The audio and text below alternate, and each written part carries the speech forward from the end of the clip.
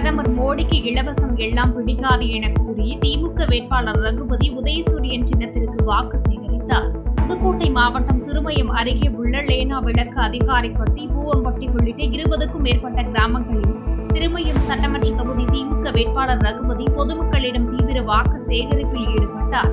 அப்போது பேசிய அமைச்சர் ரகுபதி 100 நாள் வேலை திட்டத்திற்கு மத்திய அரசு 1500 கோடி ரூபாயை தர மறுக்கிறது என்றும், கல்வி நிதி 2500 கோடியை இந்தி படித்தால் தான் தருவோம் என மிரட்டுவதாகவும் குற்றம் சாட்டி பேசினார்.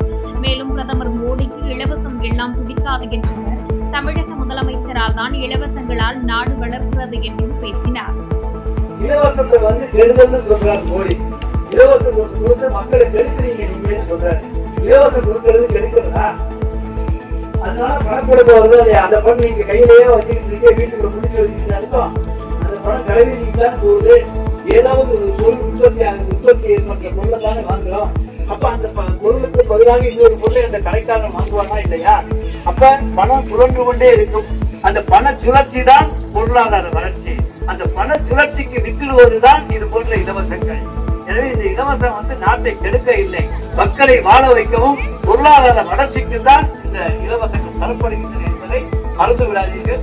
செய்திகளை உடனுக்குடன் தெரிந்து கொள்ள கீழ்கண்ட கேபிள் மற்றும் டிடிஎச் நெட்வொர்க்குகளில் எம்நாடு செய்தி தொலைக்காட்சியை காணுங்கள். பாதகம் செய்பவரை கண்டால் நாம் பயம் கொள்ளலாகாது பாப்பா. மோதி மிதித்துவிடு பாப்பா, அவர் முகத்தில் உமிழ்ந்துவிடு பாப்பா. அண்மை செய்திகளை உடனுக்குடன் தெரிந்து கொள்ள இணைந்திருங்கள் எம்நாடு தொலைக்காட்சியுடன்.